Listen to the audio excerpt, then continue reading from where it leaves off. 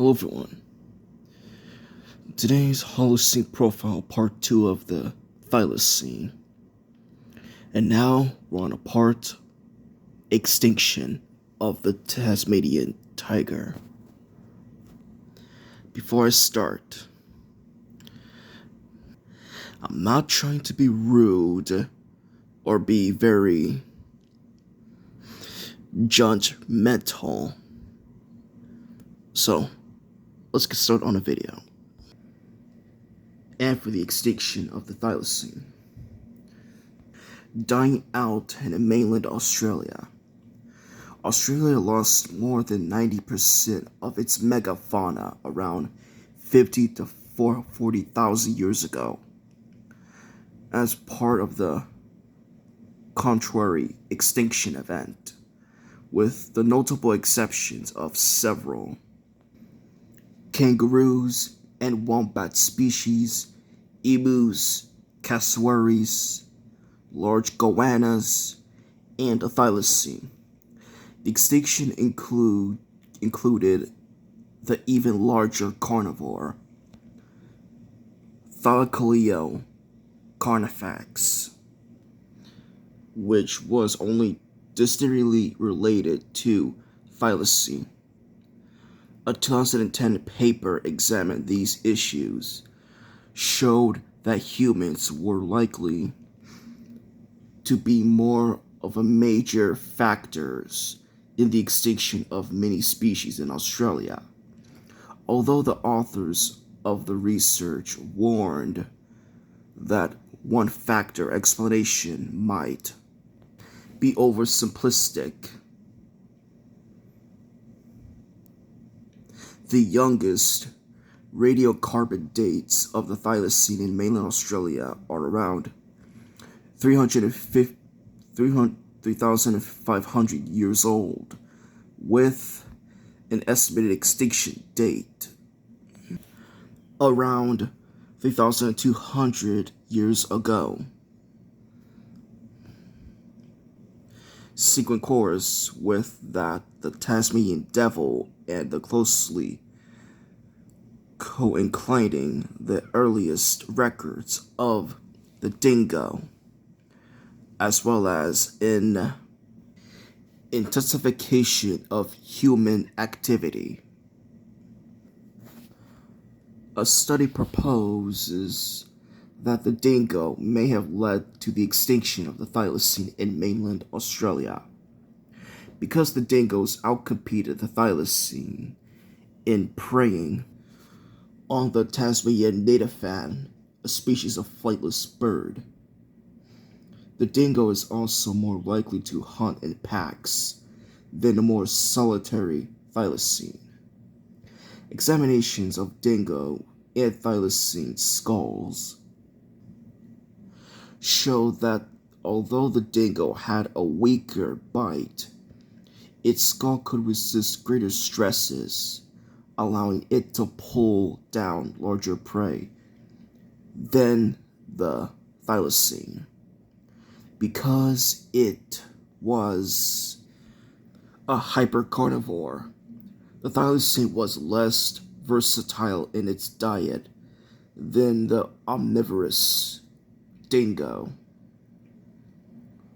Their ranges appear to have overlapped because thylacines' subfossil remains have been discovered near those of dingoes alongside from wild dingoes. The adaptation of the dingo as a hunting comparison by the indigenous people would have put the thylacine under increased pressure. A 2013 study suggested that wild dingoes were the contributing factor to the thylacine's demise on the mainland. Larger factors were the intense human population growth, technological advance, and the abrupt change in the climate. During the period A report published in the Journal of Biogeographically detailed the investigation into the metroidonal DNA and radiocarbon dating of thylacine bones. It concluded that the thylacine died out on mainland Australia in a relatively short time span, and this was due to climate change. And what about dying out on Tasmania?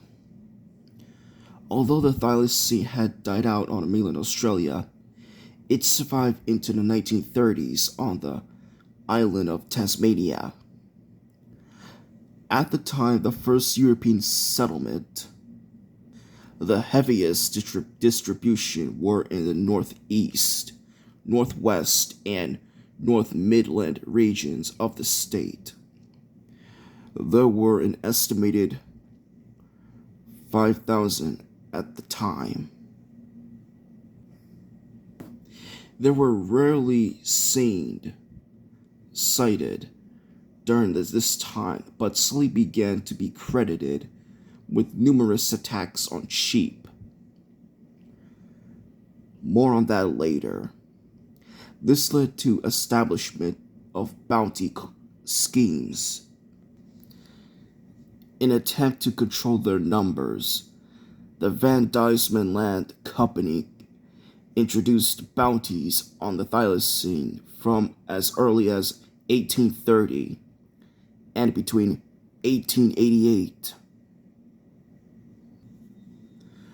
and 1909, the Tasmanian government paid £1 per head for dead adults and 10 shillings for pups, or joeys to be more specific. In all, they paid out 2,184 bounties, but it is thought that many more thylacines were killed than were claimed for. Its extinction is popularly attributed to these ruthless effects on farmer and bounty hunters. Aside from persecution, it is likely the multiple factors rapidly compound its decline and eventual extinction, including competition with wild dogs that were introduced by European settlers, erosion of its habitat, already low genetic diversity, the concurrent extinction or decline of prey species, and a displore-like disease that affect many captive specimens at the time. A study from 2012 suggests that the disease was likely introduced by humans and that it was also present in the wild population. The marsupial carnivore disease, as it became known, dramatically reduced the lifespan of the animal and greatly increased pup mortality.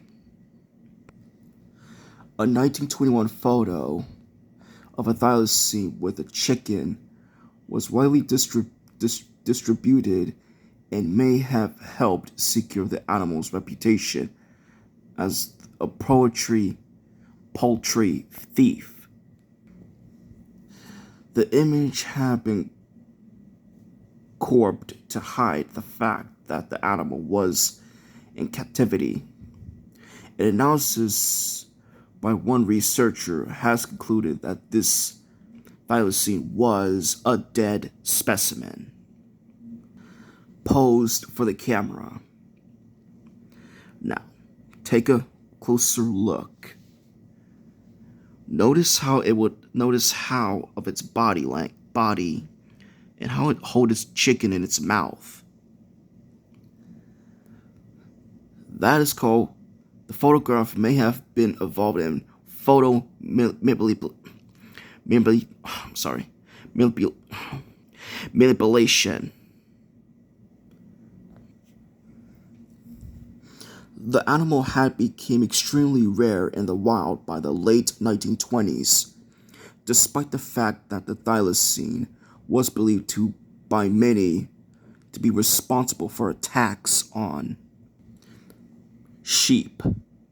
In 1928, the Tasmanian Admitted Advisory Committee for Native Fauna recommended a reserve similar to the Savage River National Park to protect any remaining thylacines with potential sites of suitable habitat, including the Arthur Pieman area of the western Tasmania. By the 20th century, the increasing rarity of thylacines led to increased demand for captivity specimens by zoos around the world, adding yet another pressure to already small population.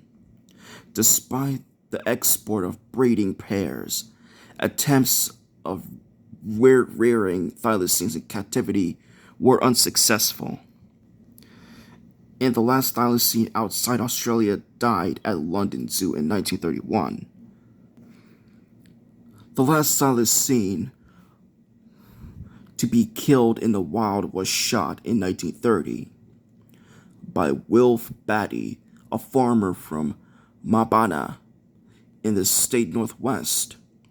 The animal believed to have been a male had been seen around Batty's house for several weeks. Work in 2012 examined the relationship of genetic diversity of thylacines before their extinction. The results indicated that the last of the thylacines in Tasmania had limited genetic diversity due to their complete geographic isolation from the mainland Australia. Further investigation in 2017 showed evidence that this decline in genetic diversity started long before the arrival of humans in Australia, possibly starting as early as 70 to 120,000 years ago. The thylacines held the status of endangered species until the 1980s.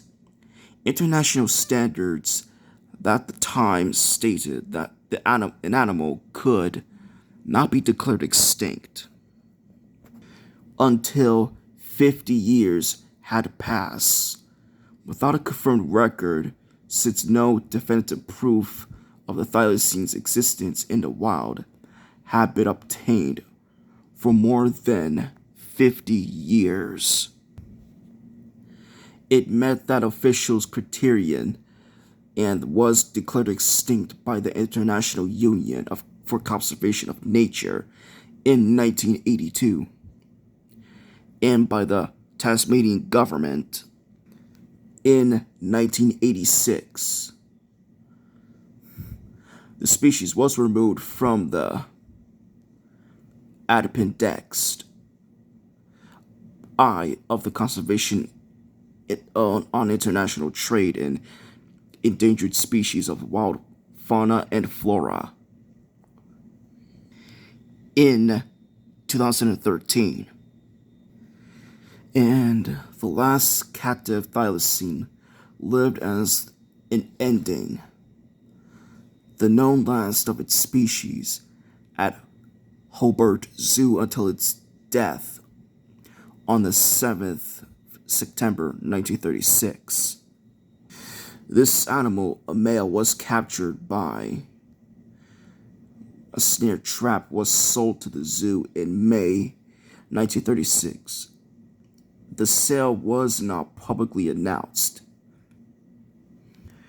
Not even official records, because the use traps was illegal and Churchill could have been fined. After its death, the remains of an ending were transferred to the Museum and Gallery Art. The remains were not probably recorded by the museum. Also, because the animal had been illegally caught,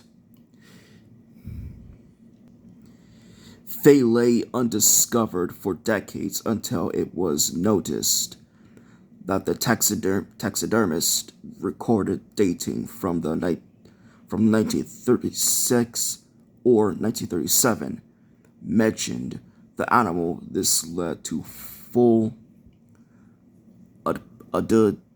audit of all thylacine remains at the museum and the ending's successful identification at the end of 2022.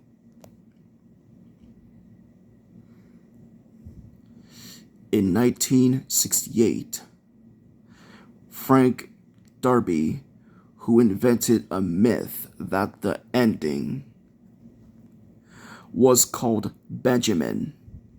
The myth was widely circulated in the media, with Wikipedia itself repeating the intervention. The thylacine that Derby was referring to was a male at Harvard Zoo. This animal was believed to have died as a result of neglect, locked out of its shelter's sleeping quarters. It was exposed to a rare occurrence of extreme Tasmanian weather, extreme heat during the day, and freezing temperatures at night. And also, I've seen a photo of an enhanced color of a thylacine with some type of mark scar on its right limb at the back. It could be that it had a mark of some type of snare rope trap on its leg. They didn't even bother treat it. Wow. This thylacine featured in the last known motion picture footage of a living specimen, 45 seconds of black and white footage showing the thylacine in its enclosure. In a clip taken in 1933 by naturalist David Flay, in the film footage, the thylacine is seen seated, walking around the perimeter of its enclosure, yawning, sniffing the air, scratching itself in the same manner as a dog, and lying down. Flay was bitten on the buttocks, with whilst filming the shooting the film. In 2021, a digitally colorized 80-second clip of Flay's footage of the thylacine was released by the National Film and Sound Archives of Australia to mark National Threatened Species Day. The digital colorization process was based on a historical, primarily, and secondary description of ensured an accurate color match. And here's this question. Why didn't they put protection on the thylacine where they're being hunted or being killed? Why was there no protection of these animals? Although there had been a conservation movement pressing for the thylacine's protection, since the beginning of 1901, driven in part by the increasing difficulty in obtaining specimens for overseas collection, political difficulties preventing any form of protection coming into the force until 1936. Official protection of the species by the Tasmanian government came all too late. And I know you're wondering, why did they take them so long to do protection of this animal? What took them so long? Well, guess there is a mystery that we'll never know why or what reason.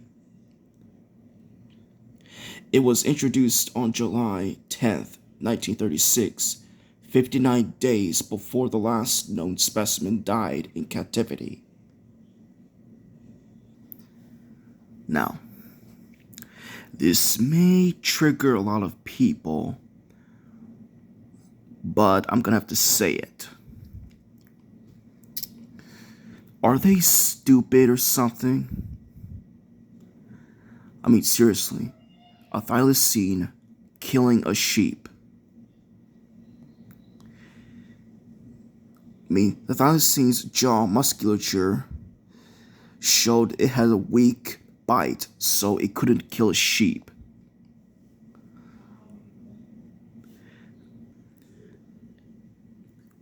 I mean, ask yourself this question. How a thylacine with a weak jaw bite could take down a sheep? Ask yourself that question. A 2005 study showed that the thylacine's high bite force of 166, which was similar to that of most corals, indicating that it may have been able to hunt larger prey relatively to its body size. A 2007 study also suggested that it may have had much stronger bite force than the dingo of similar size, though this peculiar study argued that the thylacine would have hunted smaller prey. A biometrical analysis of a 3D skull model suggested that the thylacine would have likely consumed smaller prey, with its skull displaying high levels of stress that are not suited to withstand forces, and with its bite force being estimated at a smaller value than the Tasmanian devils. A 2014 study compared the skull of the thylacine with that of modern dasyurids and an earlier thylacoid taxon, Nambagarus, based on biometrical analysis of their 3D skull models. The authors suggested that while Nambagarus was suited for hunt large prey with a maximum muscle of 651 newtons, 66 kilogram force, 146 pounds force, which are similar to that the large Tasmanian devils. The thylacine skull displayed much higher stress in all areas compared to its relatives, due to its longer snout. If the thylacine were indeed specialized for small prey, this specialization likely made it susceptible to small distribution to the ecosystem. European settlers believed that the thylacine to prey regularly on farmers, sheep, and poultry. However, analysis by Robert Paddle suggests that there is little evidence that thylacines were significant predators of sheep and or poultry, though some accounts suggest that they may have attacked them on occasion, with many sheep deaths likely caused by feral dogs attack instead. You know, did the European settlers forgot they brought dogs along with them? Did they forget that it was caused by dogs instead of thylacines?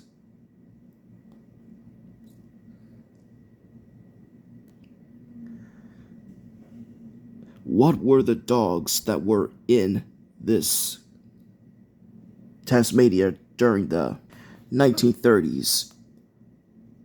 Let me know in the comments below. Throughout the 20th century, the thylacine was often characterized as primarily a blood drinker.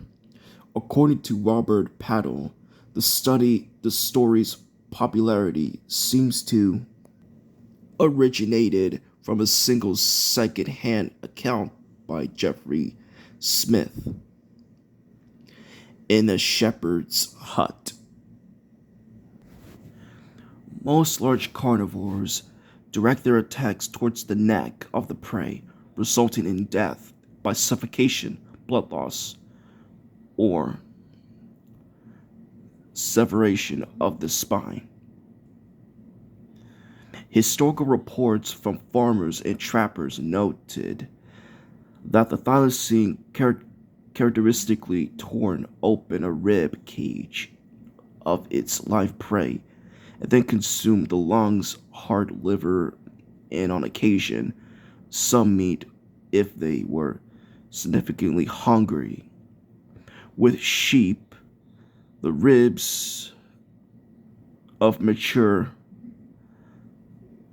ewes were often too strong to break, and the animal was left to die with a patch of flesh ripped away from flank.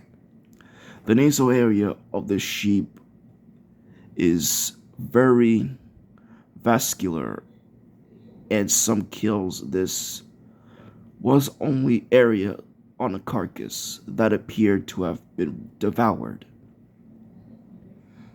Thylacines were known to bite nasal area when attempting to kill a sheep. Damaging the nasal tissue can result in subsequent blood loss, leading to rapid depilation of the prey and easier kill. If I had to theorize, they would have eaten an already dead sheep that was killed by a feral dog. Guessing wrong place, wrong time. And they're the only animals that only eat the nose or the nasal area of that deceased prey. But there are sightings that the thylacine may have be alive, but it's unconfirmed if they're alive or something.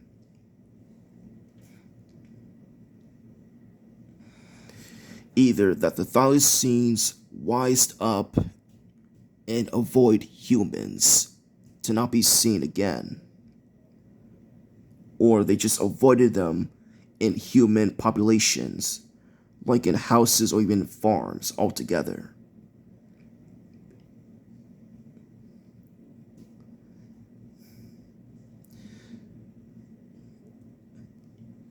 If there are reports of thylacines being sighted.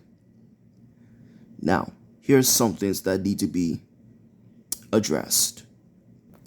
First, thylacines' footprints. Unlike foxes, cats, dogs, and wombats, or Tasmanian devils, thylacines had very large rear pad and, for obvious, front pads arranged in an almost straight line. The hind feet were similar to the forefeet but had 4 digits rather than 5. Their claws were non-retractable.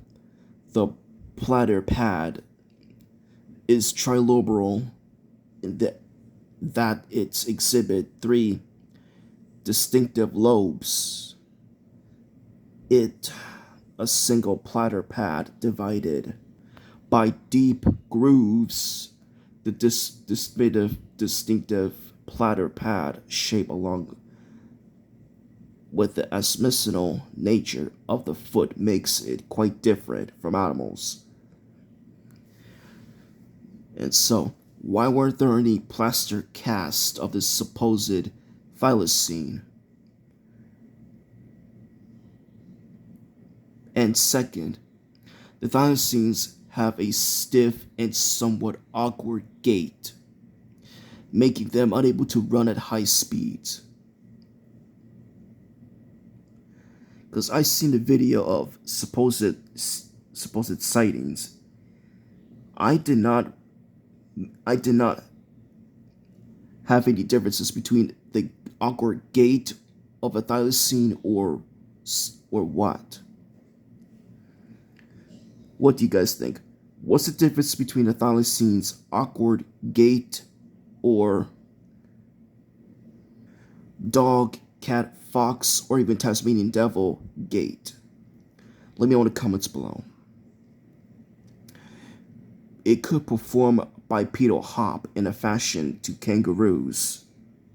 As I said before, demonstrated at various times by captive specimens. The animal was also able to balance on its hind legs and stand upright for brief periods. Because I have watched sightings of supposed thylacines. Because they didn't even do a hop or anything. None of them even done that. And there are some possibilities that the thylacine could be cloned, which is very unlikely because, let's be realistic, can it be possible to clone an extinct species since 1936? Even if they could be cloned back, they may just ended up meeting the same fate as the previous ones. Oh, and I also forgot to mention that the government has banned hunting and trapping thylacines. But they're already extinct in the 21st century, and it's still said that they're banned from being hunted or even being trapped for years. I mean, don't they know they're already extinct? I read that from somewhere of an article that I can't find it now. Either been gone or been removed altogether. And that's it for the tragic thylacines extinction.